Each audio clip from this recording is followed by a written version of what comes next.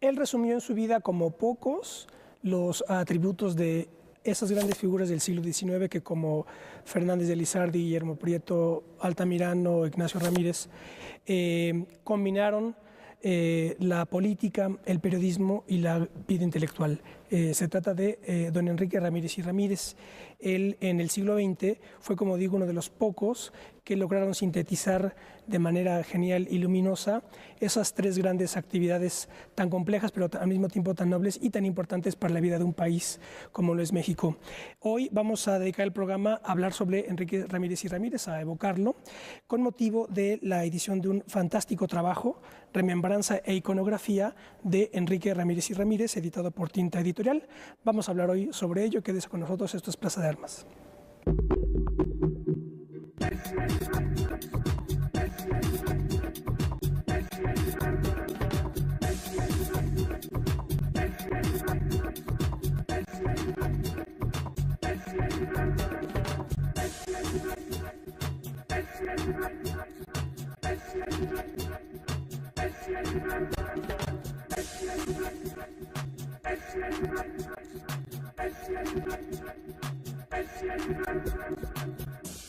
¿Qué tal? Qué bueno que están en otro programa de Plaza de Armas aquí por Capital 21. Les recuerdo nuestra página propia www.plazadearmas.tv y nuestro correo plazadearmas21@gmail.com.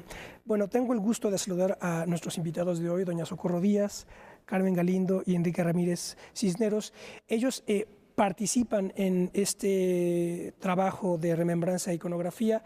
Enrique Ramírez Cisneros es hijo de Enrique Ramírez y Ramírez y es también periodista. Doña Carmen Galindo es profesora en la Facultad de Filosofía y Letras y doña Socorro Díaz pues es la directora de Tinta Editorial, que es la editorial que ha preparado este trabajo fantástico de Enrique Ramírez y Ramírez. Una puntualización que es creo que importante mencionar. Recordarán ustedes que esta parte de Plaza de Armas se llama Las evocaciones requeridas en homenaje a José Revueltas, cuyas memorias él titula así, Las evocaciones requeridas. Son tomos 25 y 26 de las obras completas de Revueltas. Y resulta ser, sépase que las evocaciones requeridas de Revueltas están dedicadas ni más ni menos que a Enrique Ramírez y Ramírez. Carmen Galindo cuenta en su texto que de hecho Andrea Revueltas, la hija de José, cuando usted la conoció, le dijo, claro, sus padres eran hermanos, ¿verdad?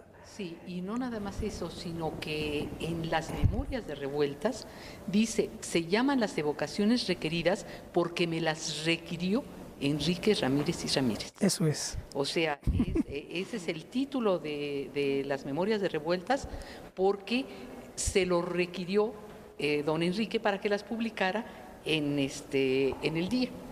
Finalmente no... Eso no sucedió, ¿verdad? No sucedió, pero ya Revueltas conservó el título que había pensado de las evocaciones requeridas porque se las había pedido don Enrique. Pues yo creo que esto añade un simbolismo muy particular a lo que vamos a hacer hoy, porque quiero que doña Socorro nos explique quién fue Enrique Ramírez y Ramírez, por qué una remembranza de iconografía.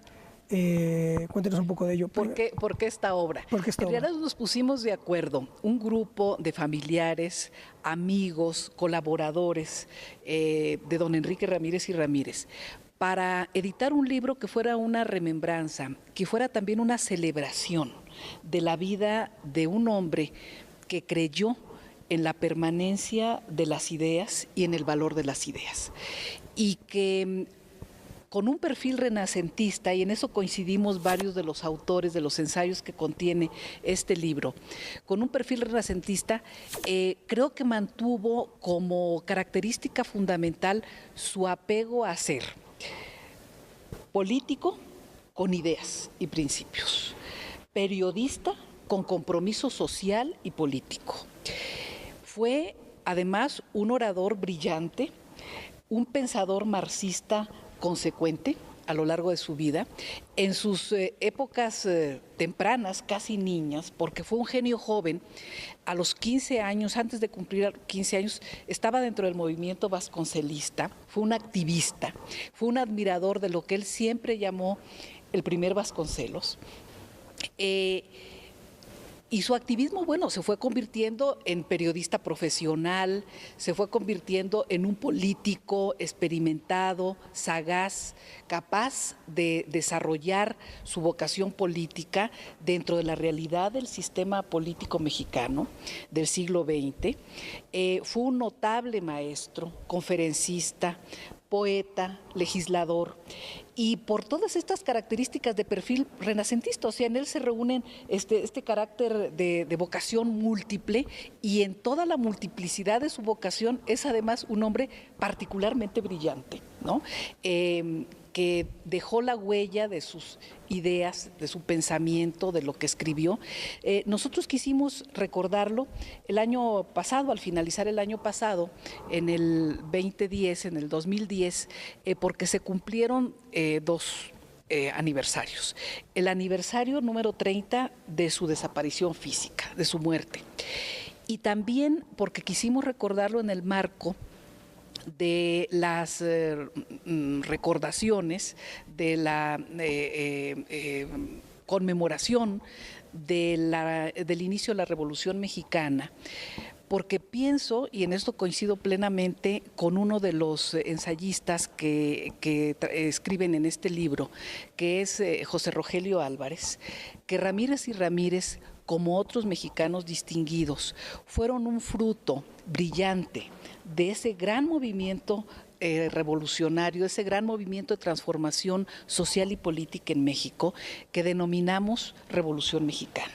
Y don Enrique la supo analizar con profundidad y con pensamiento marxista, entendiendo al marxismo como una metodología de aproximación a la realidad en sus dos fases. En la fase destructiva, violenta de la Revolución Mexicana, que fue bien vista una guerra civil, ¿no? Para también entenderla, y la entendió así, en su etapa constructiva, en la etapa en que este movimiento tuvo la fuerza, el talento, la vitalidad de construir generaciones de hombres que pensaran en la transformación y en el desarrollo de México, y también de construir instituciones que le dieran permanencia a este movimiento social. Entonces, en el marco de la Revolución Mexicana, y al cumplirse el 30 aniversario, el 30º aniversario del fallecimiento de don Enrique, quisimos publicar este libro, y pienso que es un repaso interesante sobre una vida dedicada a hacer y a construir en beneficio de la sociedad mexicana y en defensa de México, y también de una vida que tuvo un compromiso permanente con la justicia social, con las libertades democráticas, con el valor de las ideas. Yo recuerdo, ahora que comentaba de las virtudes renacentistas de Ramírez y Ramírez, también a mí me acordé de las virtudes del sabio estoico, porque los sabios estoicos se definían por 3 atributos. Que me parece que se resumen también en él, pero yo no lo conocí, ustedes sí.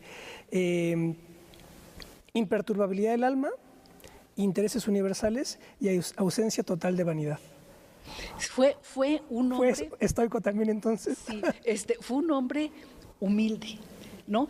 Pero no con una humildad falsa, disfrazada, impostada, ¿no?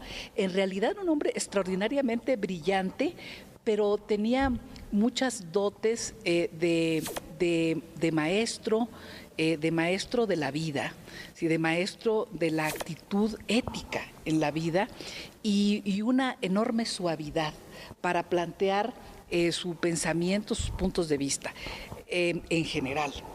Fue también un polemista implacable, ¿no? Polemista en la Cámara de Diputados y polemista por escrito. Digo, basta leer un texto que se publica en el libro, que se llama Carta de un joven a Vasconcelos, escrito a los 21 años, donde se ve a un polemista y a un ensayista de fuste, ¿no?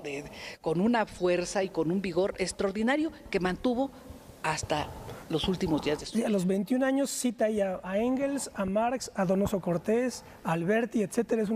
21 años. Así es. Interpelando a Vasconcelos cuando Vasconcelos apoya al alzamiento de Franco en España. Así es, al alzamiento del fascismo en España. Así es de que, sí, fue un hombre humilde con una gran capacidad también para defender sus ideas y defenderlas con un enorme talento y con un gran vigor, ¿no?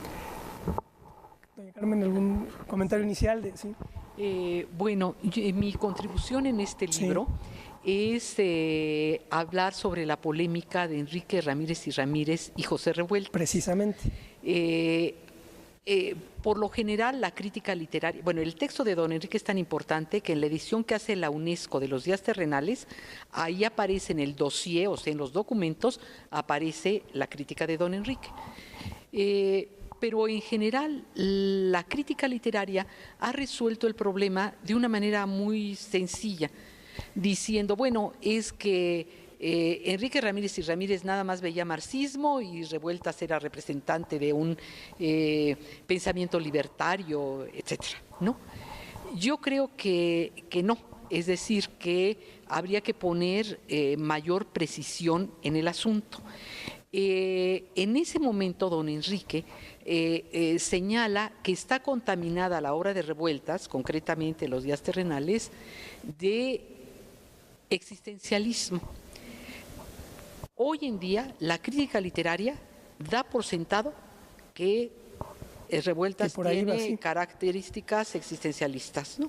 Es decir, todos los críticos literarios de hoy, Edith Negrín, digamos que es la gran especialista sobre Revueltas, dice, ¿no?, que tiene la presencia que lo que estaba detectando Ramírez era certero. Exacto. Entonces, lo que detecta don Enrique creo que es exacto, preciso. Tan es así que incluso al ver la intertextualidad, que es el tema de Edith Negrín, dice, se refiere a los autores que Ramírez y Ramírez va diciendo, tomaste, Pepe, de aquí esto, tomaste esto de aquí, tomaste esto de acá. Entonces, digo, el existencialismo posteriormente, como todos sabemos, se fue acercando al marxismo, ¿no? El propio Jean-Paul Sartre, ¿no? Más bien, yo recuerdo a Simone de Beauvoir que dice el existencialismo se funda en Freud y en Marx, ¿no? Como los surrealistas también lo dicen, ¿no? Pero el hecho es que don Enrique va adelantando este pensamiento y yo creo que hay que hacerle justicia a la crítica de don Enrique. Efectivamente, Revueltas en ese momento tiene ya características existencialistas, ¿no? Que, bueno, así era el asunto, ¿no?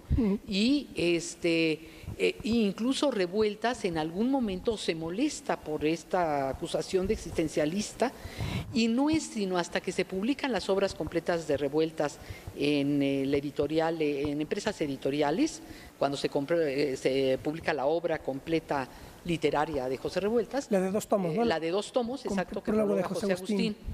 Es en ese momento en el que Revueltas acepta su existencialismo, pero claro, han pasado los años, etcétera, etcétera. Entonces, un poco yo trato aquí de centrar la polémica y de ver realmente que el argumento de don Enrique es completa y absolutamente sólido, que en el momento en que lo dice está detectando en Revueltas ciertas características que los críticos iban a detectar 30 años después y pensando otras cosas del existencialismo de lo que pensaban en ese momento Revueltas y don Enrique. Porque Revueltas, como dice Marco Antonio Millán, ¿no? Marco Antonio Millán es un personaje de lo más interesante, ¿no? Es un hombre que resulta que escribió sus memorias. Doña Carmen, déjenos hacer un corte. Claro que sí. Vamos a continuar con esto. Perfecto. No se vayan, estamos evocando la figura de Enrique Ramírez y Ramírez. No se vayan.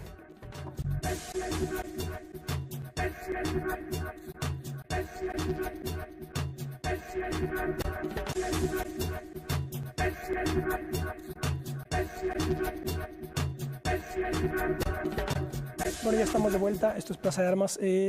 Estamos evocando a la figura de don Enrique Ramírez y Ramírez. Él nació en un barrio popular, así dice aquí en la semblanza, de la Ciudad de México el 5 de marzo de 1915 y murió el 14 de agosto de 980, y bueno, aprovechamos la edición fantástica que Tinta Editorial ha hecho de esta remembranza e iconografía de Enrique Ramírez y Ramírez, que recomendamos ampliamente acercarse a él y revisarlo, porque es una figura fundamental en el periodismo, en la vida intelectual y en la vida política del México pues por revolucionario, podremos decirlo. Nos quedamos con doña Carmen comentando su texto, Polémica, revueltas, Ramírez y Ramírez. Que Marco Antonio Millán, sí, para que escribe sus memorias, era el director de la revista América, fue el que publicó el primer texto de Juan Rulfo, la revista América. Entonces, digo, ya se imaginan qué personaje es este hombre, ¿no? En los primeros textos de Jaime Sabines y de Rosario Castellanos. Entonces, bueno, es un personaje, él mismo, Marco Antonio Millán, y hace un retrato de Enrique Ramírez y Ramírez cuando va Enrique Ramírez a Morelia, ¿no? Y dice que, bueno, que Revueltas y Ramírez peleaban por ser el bolchevique modelo, ¿no? Que los dos querían ser el bolchevique modelo, ¿no? Y entonces, bueno, por eso Revueltas reacciona diciendo que retira a la crítica de don Enrique, reacciona diciendo, retiremos los días terrenales, y a las críticas del cuadrante de la soledad, este crítico Antonio Rodríguez, que escribe con seudónimo, reacciona retirando el cuadrante de la soledad, que estaban poniendo en ese momento con mucho éxito. Tenían, imagínense nada más, ¿no? Rosaura Revueltas, Silvia Pinal, Prudencia Grifel, bueno, era el marido de Silvia Pinal en este momento, que es el primer marido que tuvo ¿cómo se llama? Bueno, Banquels, Rafael Banquels, ¿no? Y si mal no recuerdo, escenografía de Diego Rivera, ¿correcto? Escenografía de Diego Rivera, que hacía tanto ruido que Revuelta se ponía nerviosísimo y entonces se iba a la cantina de junto para no estar escuchando el ruido, porque hizo un escenario giratorio, sí. Diego Rivera. Entonces, bueno, era una cosa realmente interesantísima, ¿no? Entonces, bueno, en esto está inscrita la polémica, ¿no? de don Enrique, ¿no? Y yo trato de hacer un poco justicia al texto de don Enrique, en donde digo, bueno, es que estaban discutiendo quién era más marxista, no estaban discutiendo otra cosa. Y don Enrique da argumentos muy sólidos para mostrar que Revueltas ya tiene algo de existencialista, ¿no? Enrique, una primera evocación de tu padre. Bueno, antes que nada, gracias por la invitación. Para mí, Enrique Ramírez y Ramírez es un personaje congruente, ¿no? Más allá de la relación familiar, siempre para nosotros fue mi hermana y yo en particular, una persona congruente, ¿no? Todo lo que él hacía, en lo que él tenía como ideas, lo aplicaba en la vida diaria, ¿no? Nosotros lo vimos muchas veces en mi casa, había visitas de grandes personajes de la política, de las artes, ¿no? Mucha gente de la educación, siempre hubo gente de este estilo en la casa, ¿no? Pero sobre todo eso lo que siempre vimos fue una congruencia en su manera de actuar. Si tú revisas todas sus acciones, ¿no? A mí me tocó la parte última, que fue la parte del periódico El Día, ¿no? El periódico El Día fue concebido como una cooperativa, ¿no? Eso refleja, ¿no?, su pensamiento, ¿no?, de que todo esto, toda la riqueza, todo lo que produce, debe estar en manos de la comunidad, ¿no? Del trabajador, ¿no? De los trabajadores. Mi padre tenía una palabra que a él le gustaba mucho, que también a nosotros nos gusta, por ende, que es la palabra masas, ¿no? Él siempre hablaba de las masas, ¿no? Entonces, tú revisas, siempre estuvo peleando, estuvo en la campaña de Vasconcelos, ¿no? Estuvo en la época del cardenismo. Posteriormente, ya en los 60, cuando él fue candidato a diputado 2 veces, fue candidato y después diputado por el 3er y 4º distrito, tú podrás observar fotos en el mismo libro, podrás ver fotos siempre rodeado de gente, ¿no? Él siempre tuvo ese contacto, ¿no? Pero también, por otro lado, tenía esa capacidad de generar ideas. Siempre fue un ideólogo, ¿no? Siempre fue un ideólogo, pero fue un ideólogo que aplicaba su pensamiento. No fue una gente que estaba al lado del camino, ¿no? Como hay muchos que intelectuales. Él era un intelectual en el sentido puro de la palabra, ¿no? Sus ideas las generaba y también buscaba aplicarlas, ¿no? No se quedaba en el limbo y se arriesgaba. Él sí se arriesgaba, él fue el candidato a diputado, ¿no? Él estaba en ese torbellino de la política, ¿no? No se quedaba arriba pontificando, ¿no? Entonces, él en ese sentido era muy congruente, ¿no? Era una persona congruente y además, por otro lado, también muy pasional, ¿no? Eso es una cuestión. Pienso en Luis Cabrera de inmediato, me viene a la mente. Una persona muy pasional, ¿no? Que en eso no le impedía, le evitaba que también reconociera a sus adversarios, no tenía enemigos, tenía adversarios, contrincantes. En la Cámara de Diputados hizo un gran amigo que fue Adolfo Crislip Ibarrola, ¿no? Sabía discutir, como dice Socorro, polemizaba, ¿no? Y bueno, todo a través de argumentos, ¿no? No era una persona que avasallara a los demás a través de una imposición, no, él era una persona de argumentos, ¿no? Entonces, en ese sentido, nosotros reconocíamos a mi papá en esa línea, ¿no? Y por otra parte, que también viene en el libro, Socorro tenía un gran sentido del humor, ¿no? Un gran sentido del humor. El humor es una demostración de inteligencia y en ese sentido él también tenía esa parte, ¿no? Eso es lo que... Revueltas también tenía un gran sentido del humor, ¿no? Creo que lo menciona usted, ¿no? Revueltas tenía un gran sentido del humor, sobre todo cuando uno lo trataba, ¿no? Era siempre un tipo agradable, ¿no? Y yo tuve la suerte de conocer a Revueltas. Y estábamos en un congreso de escritores al que yo no fui invitada, sino que me mandó el maestro Novo.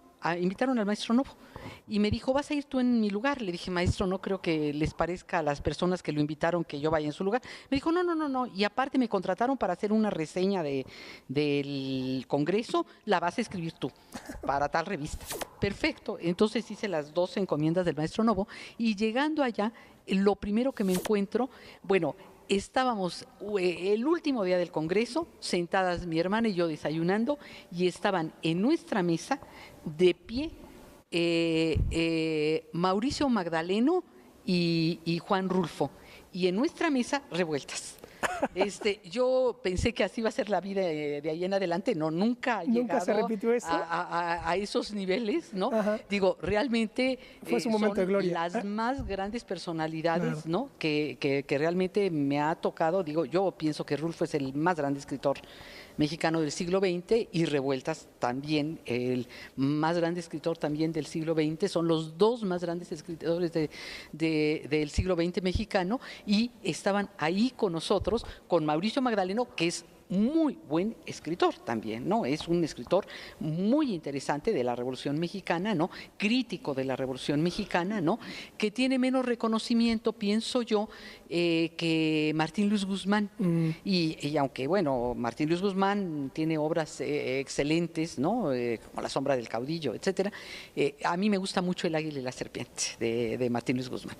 Pero hay que reconocer que lo de Mauricio Magdaleno, El resplandor, ¿no? Es un clásico que además se convirtió en un clásico del cine porque el compadre Mendoza lo hizo Fernando de Fuentes, el director de cine, y se convirtió en un clásico del cine mexicano por la dirección de Fernando de Fuentes, pero el argumento, el texto original es de Mauricio Magdaleno. De Magdaleno. ¿No? Doña Socorro.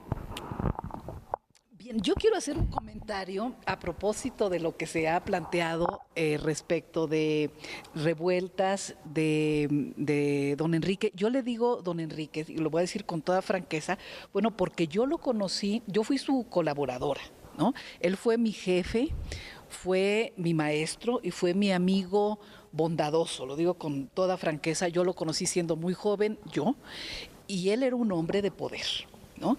Y entonces la etapa de estas grandes polémicas intelectuales de los marxistas, yo creo que es un tema, un capítulo muy importante que hay que recuperar y hay que estudiar y hay que analizar, pero voy a platicar de lo que yo sé y de lo que yo viví y un poco lo que es mi opinión respecto de esto. Yo creo que Revueltas, don Enrique, Efraín Huerta, Octavio Paz y demás, se conocieron siendo todos unos jóvenes talentosos, geniales, ¿no? Y que cada quien con el paso de los años, como normalmente ocurre, va tomando el énfasis de su propia vocación, ¿no? Yo tengo para mí que don Enrique decidió seguir el camino de la política, porque la política es la posibilidad de acceder al poder por medios pacíficos y desde el poder contribuir a transformar la realidad, ¿no? Que es parte del pensamiento marxista, pero él creo que la aplicó de esa manera, y su vocación central iba en el camino de la política. Fue un político muy culto, muy por encima del común denominador de la política de los años 60 y 70 en las que él actuó, y por supuesto de la época contemporánea. Fue un periodista extraordinariamente culto, pero creo que su vocación política y periodística triunfaron sobre lo que fueron sus pasos iniciales de poeta, de artista, ¿no? Este es el tema. Y que quizá de ahí se da cierta, vamos a decir, polémica y distancia con figurones como los que estamos planteando. Yo respeto enormemente a la obra y la figura de José Revueltas, y le tengo gran respeto y admiración a la poesía de Octavio Paz, aunque tenga muchas discrepancias de orden político, las haya tenido antes y las tenga hoy, ¿no?, respecto a sus opiniones políticas en vida. Pero creo que para analizar esa generación tendríamos un poco que evocar una expresión de Milán Kundera en la, ¿cómo se llama esta obra? La insoportable levedad del ser, cuando dice que solo hay dos formas de trascender: el arte y la política, ¿no? Y que, bueno, esta generación se decidió, una por el arte y otra por la política, y que fue una generación brillante en este sentido, y quizá las discrepancias que se dieron entre ellos tuvo que ver con este énfasis, con un cambio de camino. Don Enrique, al que yo conocí, lo conocí como un hombre de poder, como un director de periódico que sabía muy bien lo que es el poder sobre las conciencias y la importancia que los medios de comunicación tienen en la formación de la conciencia pública, de la conciencia nacional, de la conciencia de una comunidad nacional como es la mexicana. Lo conocí como un hombre de poder porque era un político enormemente respetado, escuchado como legislador y como dirigente del Partido Revolucionario Institucional. Él fue 2 veces diputado por el PRI. Le tocó actuar en esa realidad, en la realidad de un partido prácticamente único, de un sistema político con partido prácticamente único, y decidió actuar en esa variable.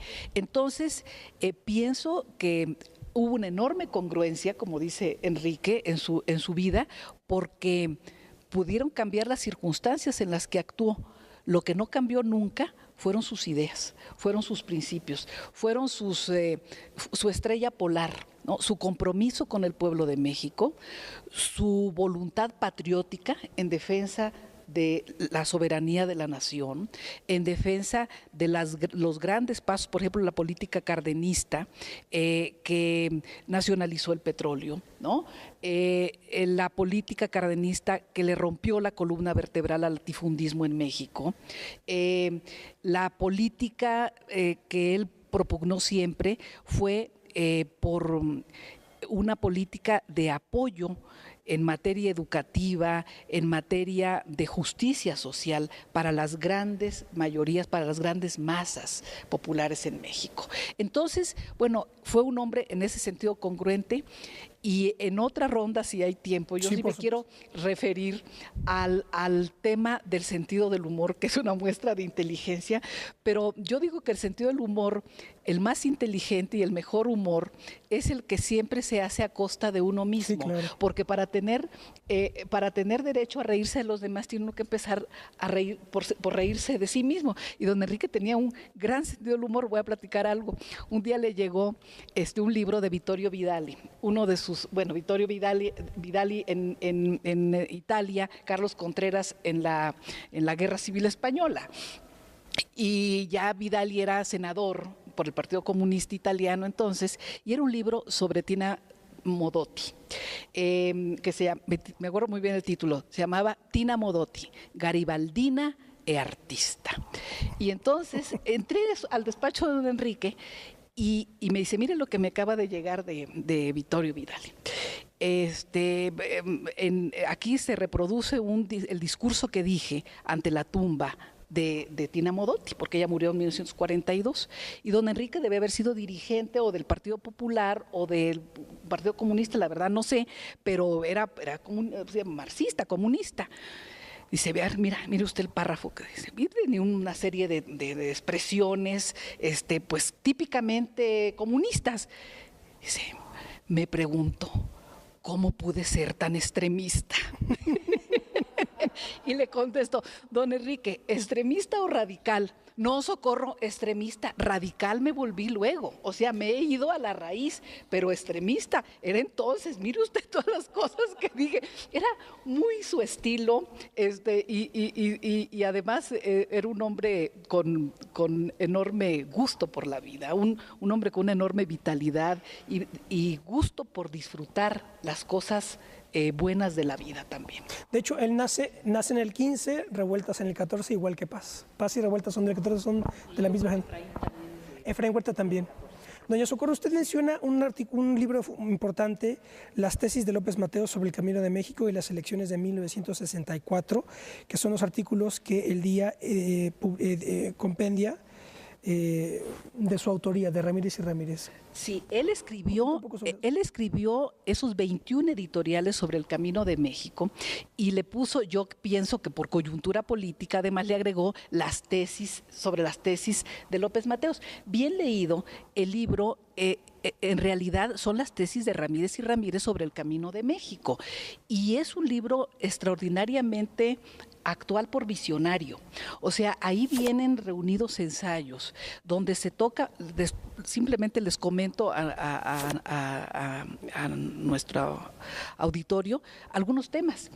Estamos hablando de 1963. 63. Sí. Toca el tema de la reforma fiscal y señala con índice flamígero el problema de que en México paguen solamente los pobres y los trabajadores impuestos, mientras que las grandes capitales gozan de exenciones y de beneficios y formas de eludir el fisco. Se habla de la reforma fiscal, se pronuncia en contra de la enorme, como gran pecado capital del desarrollo mexicano, de la enorme inequidad en la distribución del ingreso, ¿no? Dice que es criminal lo que se está planteando. Plantea una renovación de la política exterior de México en defensa de la soberanía y del derecho de a un desarrollo, y habla de algo muy interesante. Es la primera vez que, creo yo, se dice en México. Él siempre concibió el desarrollo de México en los rieles de la Revolución Mexicana, lo quiero decir con toda franqueza, sobre los rieles de la Revolución Mexicana, pero dice, el gran desafío que tiene México es, en materia de desarrollo económico, es una política de mercados, no de mercado. Plural. Y en el plural viene toda la clave. O sea, sí hay que buscar los mercados exteriores, buscar formas de relación equitativa y mutuamente benéfica con el exterior y demás, pero hay que desarrollar el mercado interno, porque sin mercado interno no puede haber ni justicia ni desarrollo sostenido para el país. O sea, plantea una serie de tesis y así, pero son sus tesis sobre el desarrollo de México. Yo pienso que en términos de pensamiento político es su pensamiento político maduro el que está allí. Publica, como publicó muchas cosas, esos 21 editoriales como opinión del periódico, no bajo su firma, pero todo el mundo sabíamos que los había escrito él, y creo que es muy consistente. Valdría también la pena pensar más adelante en una republicación, o sea, en una reedición de ese libro. Y de obras completas, ¿no? Yo tengo aquí, de por obras ejemplo, completas. Los muestro aquí a la cámara. Obra recopilada, Conferencias de Ramírez y Ramírez. Así es. Perdón, tomo 1 y tomo 2. Pero pues las obras completas, ¿eso se editó, las obras completas? Las conferencias y los discursos sí se editaron. Se hicieron 4 libros del periódico El Día. y se han hecho otras ediciones, yo digo que con suerte dispar, pero por supuesto sí hay mucho material que recuperar para aproximarnos a lo que podría ser la obra completa de Ramírez y Ramírez. En este libro se publica, por ejemplo, un ensayo muy poco conocido, se llama Juana de México. Plantea que realmente la nacionalidad mexicana tiene su sustento en Sor Juana Inés de la Cruz, y esto es una cuestión cierta, ¿no? Mi hermana, que es economista, pero escribió alguna vez un texto sobre Sor Juana, planteaba exactamente lo mismo. Y el texto de mi hermana ha sido reproducido internacionalmente por el planteamiento, ¿no?, que era de don Enrique anterior, digamos, a don Enrique es anterior a esto. Quería yo señalar que después de la mesa de marxistas nace el Partido Popular, todavía no Partido Popular Socialista, y el órgano de expresión de la mesa de marxistas, del Partido Popular, es un periódico, El Popular, que es el antecedente del Día. Incluso en algunos lados aparece el comentario de que con lo que era el periódico El Popular se convirtió en el periódico El Día Después. Entonces, realmente es interesante ver, ¿no?, que de la mesa de marxistas nace el Partido Popular. Si tú revisas la mesa de marxistas, el primero que toma la palabra es Enrique Ramírez. Él es el que presenta la mesa, ¿no?, para darle la palabra efectivamente a Lombardo, porque es un planteamiento de Lombardo, pero él es el que presenta lo que después va a ser la mesa de marxistas y el Partido Popular, ¿no? Un intento de unión de la izquierda en este nuevo partido que después sería el Partido Popular Socialista. Vamos a hacer un corte más y volvemos con un comentario de Enrique. No se vayan, estamos evocando la figura de don Enrique Ramírez y Ramírez.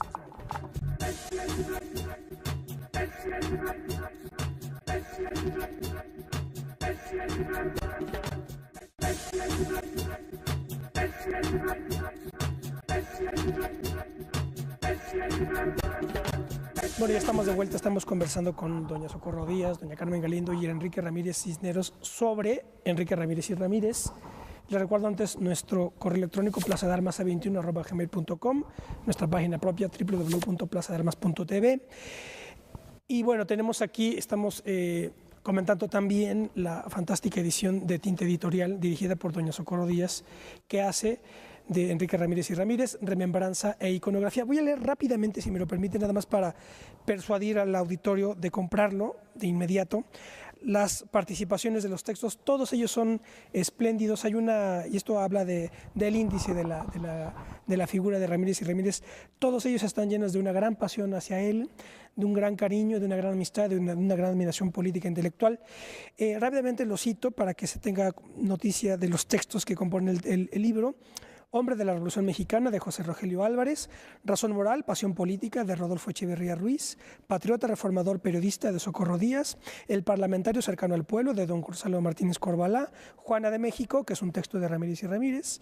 Escuchar, debatir, dejar hacer, de Jorge Alberto Lozoya. Imágenes públicas y privadas, de Enrique Ramírez Cisneros. La cultura, su pasión, de Carmen Galindo. El humanista, de don Raúl Carrancay Rivas. Carta de un joven a José Vasconcelos, que es esta carta fulminante de Enrique Ramírez y Ramírez, que a los 21 años le escribe a José Vasconcelos con una fuerza tremenda. Juventud revolucionaria, estudio y trabajo, de Claudia Ramírez Cisneros, hermana de Enrique, y Enrique de L'Homme Bataille, que fue amigo suyo y corresponsal en París del Día. Sí. Enrique iba a comentar algo antes de irnos al corte. Adelante, Enrique. A propósito del texto que viene sobre Sor Juana, ¿no?, yo quisiera referirme a tres grandes grupos que él tuvo en su vida, a los que enseñó muchas cosas, ¿no? Uno son las mujeres, precisamente, ¿no? Aún en la vida periodística y política de hoy en México, hay personajes, Socorro es una muestra de ello, que son de alguna manera herederos del pensamiento de Enrique Ramírez y Ramírez, ¿no? El periódico El Día estuvo en sus inicios, ¿no?, plagado de muchas mujeres que hicieron periodismo, un nuevo periodismo, ¿no? El periódico El Día hizo un nuevo periodismo, fue un periódico que se creó sin, como lo dice en el libro, se creó sin secciones sociales, ¿no? Que se entendía muy bien, se debe entender esa sección como un instrumento oro para las clases que desposeídas de este país. Es un periódico que no tenía nota roja, cuando la nota roja tenía otra connotación en este país, ¿no? Y en formas también, incluso el periódico El Día, si se revisa, es un periódico que no tenía pases, ¿no? Tú empezabas una nota a leerla en la primera plana y ahí la acabas, tenía una síntesis. Ah, claro. Eso es también una aportación del periódico El Día, ¿no? En el periódico El Día también, además de las mujeres, muchas de las cuales ahora de alguna manera están en otros medios ya, ¿no? Pero que siguen siendo una influencia también para el periodismo que se hace hoy en México, se formaron ahí, ¿no?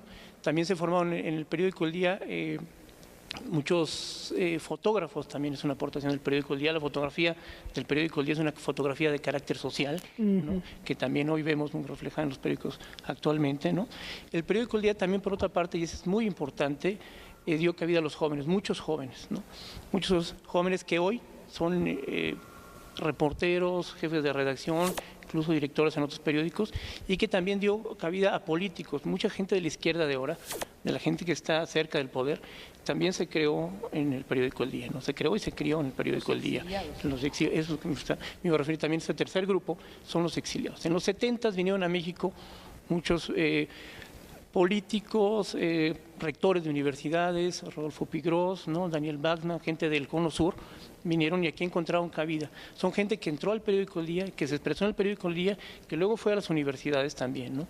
Y que de alguna manera también han influenciado todo este pensamiento que hay en las universidades y también en la izquierda del país, ¿no? Son tres grandes grupos que yo identifico que fueron, de alguna manera, abrevaron el pensamiento de Enrique Ramírez y Ramírez, ¿no?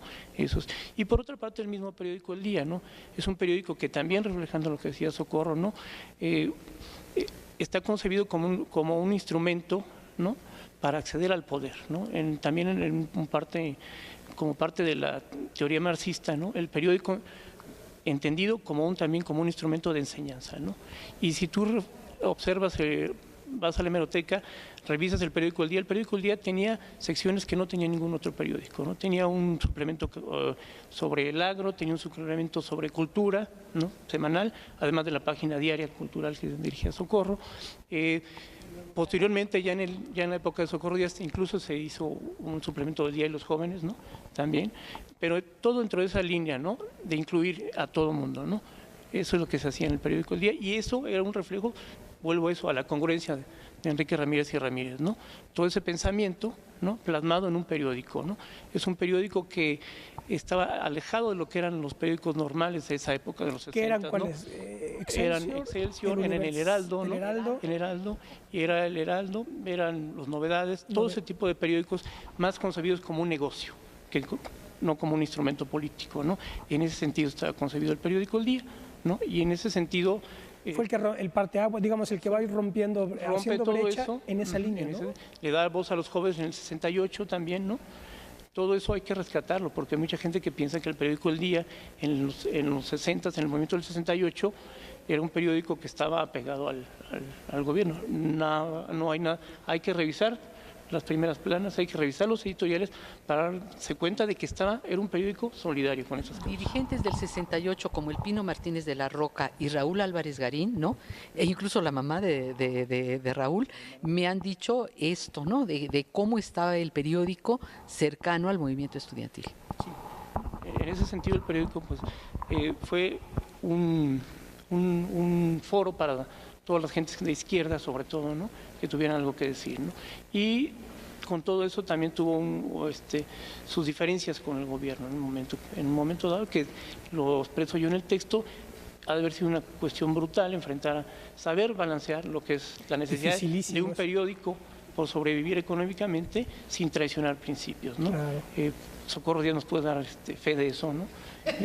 Y es una batalla fuerte, ¿no? Y lo puede llevar a cabo una persona que tiene un talante, ¿no? Una congruencia, ¿no? Sí, espina dorsal, ¿no? Exacto. ¿no? Y eso es una cuestión que hay que analizar bien en el periódico. Hay que leer entre líneas el periódico El Día de esos años, ¿no? Y posteriores también, ¿no?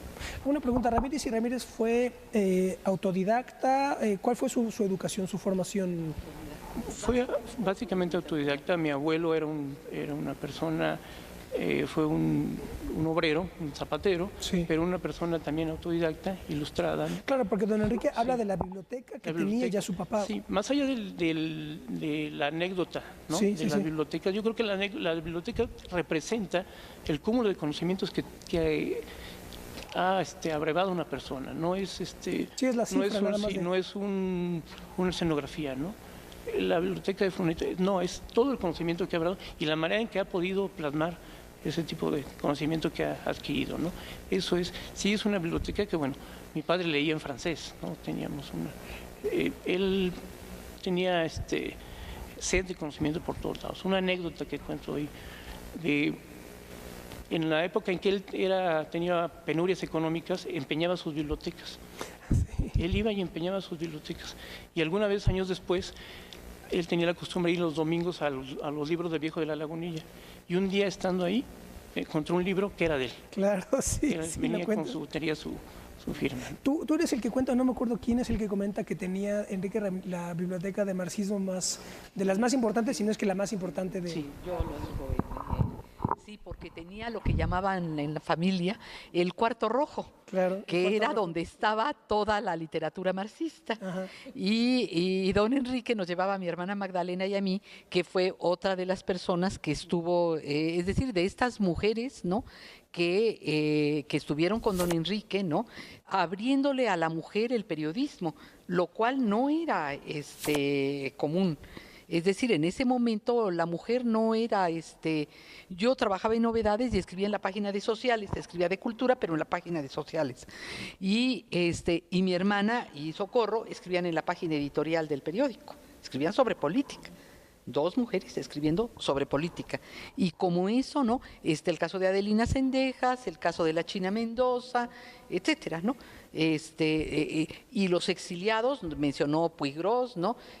Pero tenemos a Frida Modak, ¿no?, cercana con el exilio chileno, ¿no?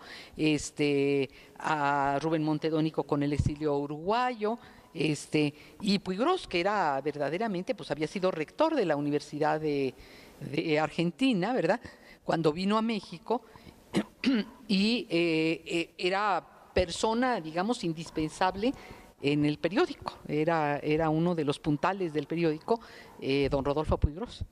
Hay una anécdota, ustedes díganme por favor de quién escribe que en una visita a casa Felipe González, me parece que aquí a México, sí, lo recibe. No. ¿Perdón?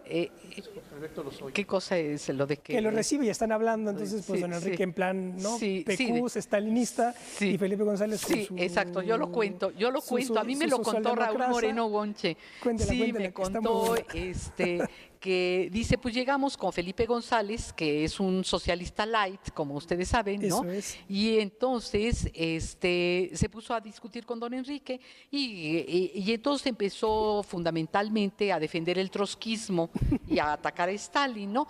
Y de repente me cuenta Moreno Gonche, yo no estuve presente, ¿no?, que dijo Felipe González, bueno, si hubiera dominado a la Unión Soviética, si hubiera gobernado a la Unión Soviética Trotsky, ¿a dónde habría ido la Unión Soviética?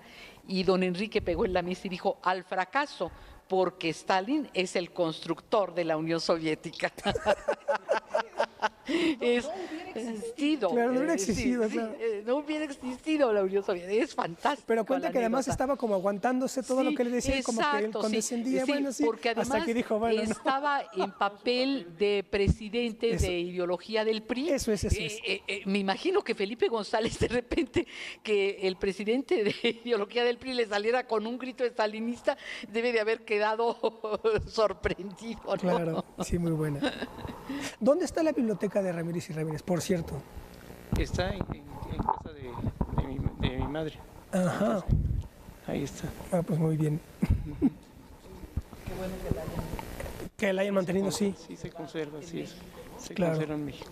Doña Socorro. Bueno, yo quiero tomar algunas de las cuestiones que apunté un poco en las tesis sobre el desarrollo de México. Y quiero decir algo con toda franqueza, digamos, me voy a confesar, me voy a sincerar públicamente. Yo no entendí durante muchos años por qué don Enrique tuvo como obsesión en sus escritos, en los editoriales del periódico, que me tocó escribir muchas veces y demás, el tema del campo.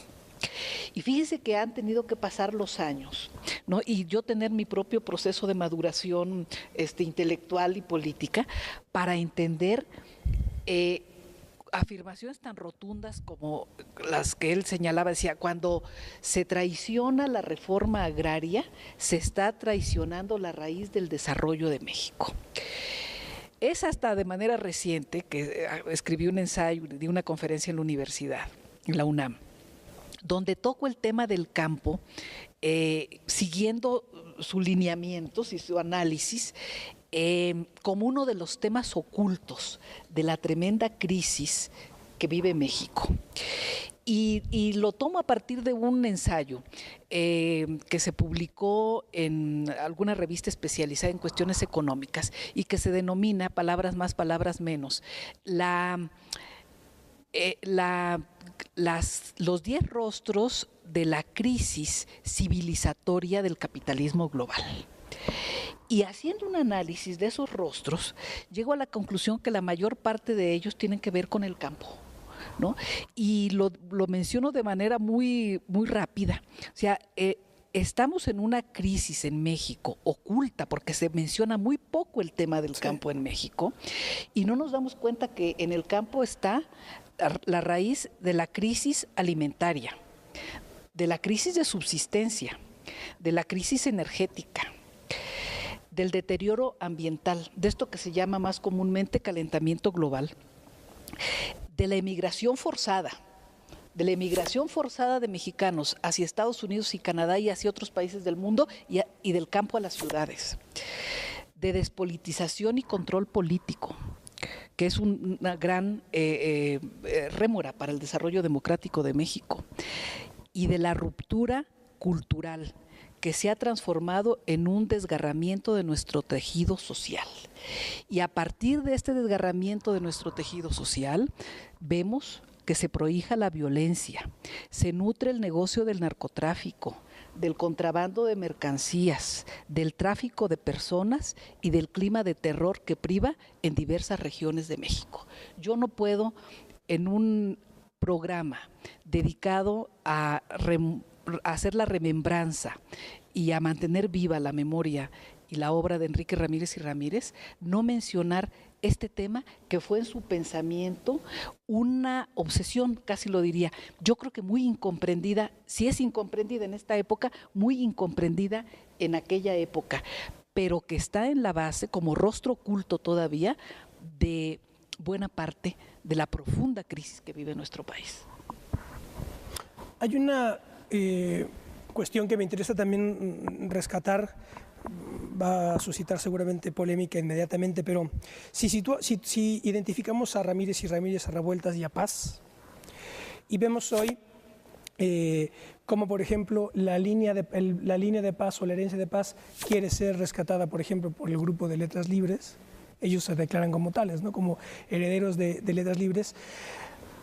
¿Dónde está la herencia de Ramírez y de Revueltas, por ejemplo? Evidentemente que la de Ramírez está aquí, pero ¿cómo hacer ese balance, ese balance histórico en cuanto a herencias? Voy a contestar lo de Revueltas con algo muy concreto.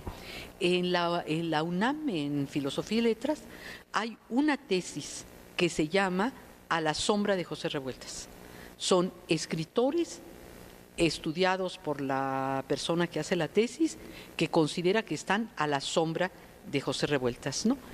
Pero pienso que, no es el único caso, hay libros ya que están analizando estos otros escritores que no son los hegemónicos, los de Letras Libres, ¿no? Sino otros grupos culturales que están cercanos a José Revueltas. Pero creo que en el caso de don Enrique se ha rescatado menos. Es decir, creo que en parte también esta confusión, a mí me molestó mucho que las conmemoraciones de la Revolución la gente dijera cosas como de que, ay, la Revolución Mexicana, ¿para qué sirvió? No, fue importantísima, ¿no? Y entonces todo el pensamiento de don Enrique ligado, por ejemplo, a la Revolución Mexicana, como explicaba Socorro, fue muy mal comprendido. Es decir, en el sentido de que, bueno, no, es que era el PRI, era no sé qué. No, digo, es más complejo el asunto. Es Cárdenas, es claro, lo que mencionó Socorro, todo esto, la reforma agraria, etcétera. Entonces, creo que ha sido más difícil, ¿no? Ahora hay en la universidad un cierto interés, ¿no?, por rescatar algunas figuras de la Revolución Mexicana y hacer un nuevo planteamiento de que el cura Hidalgo no fue un señor, un empresario taurino que vendía vinos, ¿no? Y que le gustaba mucho y que le gustaba mucho jugar cartas, ¿no? Sino realmente el pensamiento de Hidalgo y la gesta revolucionaria de Hidalgo, y lo mismo con la Revolución Mexicana, ¿no? Pero bueno, esto es muy difícil porque al mismo tiempo hay un movimiento también en distintas instituciones que estudian historia de poner en los altares, quitar a Juárez, ¿no? Me estaba diciendo una historiadora, Patricia Galeana, en una entrevista que le hice, que hay 1,200 plazas, monumentos, etcétera, que se les quitó el nombre de Juárez en el país. Se les quitó. Se les quitó. Y el caso más escandaloso es que quitaron el nombre de Juárez y le pusieron San Miguel Arcángel. Este es el caso más escandaloso, ¿no? Yo quisiera retomar, como dicen, este guante, y yo pienso que sí es importante empezar a hacer una tarea rápida de recuperación de la obra y de promoción y difusión de una obra y de una personalidad, de un personaje. A mí me parece que tenemos pendiente no solo ir buscando todos los papeles de don Enrique y recopilando sus conferencias, porque él tuvo un enorme magisterio verbal, dio muchas conferencias, dio muchos discursos, sino que también necesitamos pensar en algo más institucionalizado, más estructurado, como una fundación, digo, para recuperar este personaje que tanto aportó al desarrollo de México y al desarrollo de las ideas. Se nos fue el tiempo, tengo que despedirlos, pero les agradezco muchísimo, doña Socorro, doña Carmen, Enrique, gracias por habernos acompañado y honrado con su presencia en este homenaje que le hemos hecho a don Enrique Ramírez y Ramírez. No dejen de llevarse Remembranza e Iconografía, editado por Tinta Editorial. Bueno, pues nos vemos la próxima, hasta pronto.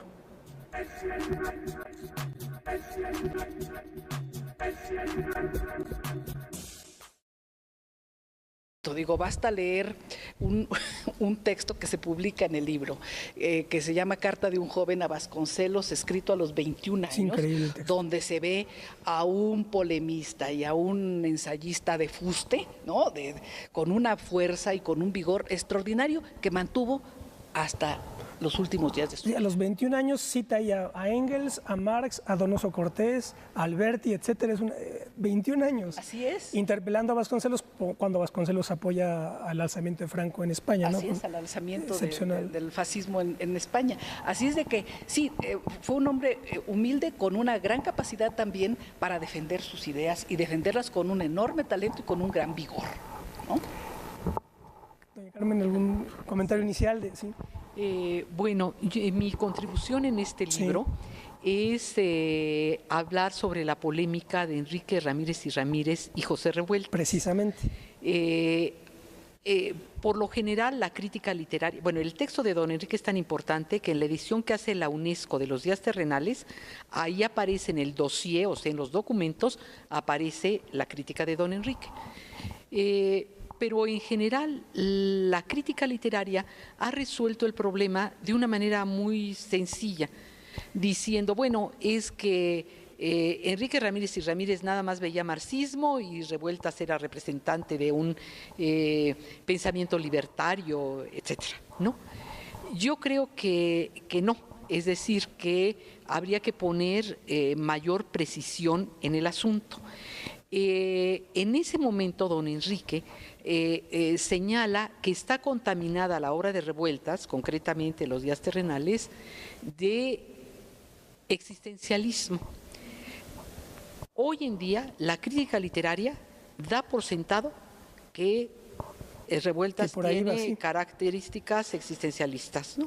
Es decir, todos los críticos literarios de hoy, Edith Negrín, digamos que es la gran especialista sobre Revueltas, dice, ¿no?, que tiene la presencia que lo que estaba detectando Ramírez era él resumió en su vida como pocos los atributos de esas grandes figuras del siglo XIX que, como Fernández de Lizardi, Guillermo Prieto, Altamirano, Ignacio Ramírez, combinaron la política, el periodismo y la vida intelectual. Se trata de don Enrique Ramírez y Ramírez. Él en el siglo XX fue, como digo, uno de los pocos que lograron sintetizar de manera genial y luminosa esas tres grandes actividades tan complejas, pero al mismo tiempo tan nobles y tan importantes para la vida de un país como lo es México.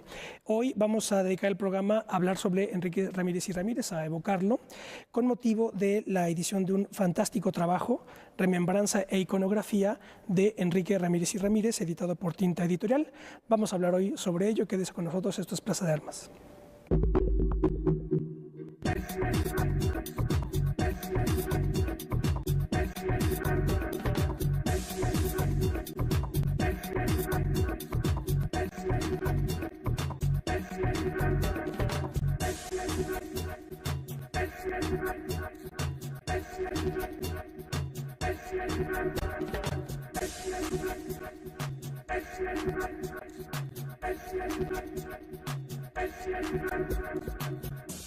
¿Qué tal? Qué bueno que están en otro programa de Plaza de Armas aquí por Capital 21. Les recuerdo nuestra página propia www.plazadearmas.tv y nuestro correo plazadearmas21@gmail.com. Bueno, tengo el gusto de saludar a nuestros invitados de hoy, doña Socorro Díaz, Carmen Galindo y Enrique Ramírez Cisneros. Ellos participan en este trabajo de remembranza e iconografía. Enrique Ramírez Cisneros es hijo de Enrique Ramírez y Ramírez y es también periodista. Doña Carmen Galindo es profesora en la Facultad de Filosofía y Letras y doña Socorro Díaz pues es la directora de Tinta Editorial, que es la editorial que ha preparado este trabajo fantástico de Enrique Ramírez y Ramírez. Una puntualización que es creo que importante mencionar. Recordarán ustedes que esta parte de Plaza de Armas se llama Las evocaciones requeridas en homenaje a José Revueltas, cuyas tempranas, casi niñas, porque fue un genio joven. A los 15 años, antes de cumplir 15 años, estaba dentro del movimiento vasconcelista, fue un activista, fue un admirador de lo que él siempre llamó el primer Vasconcelos.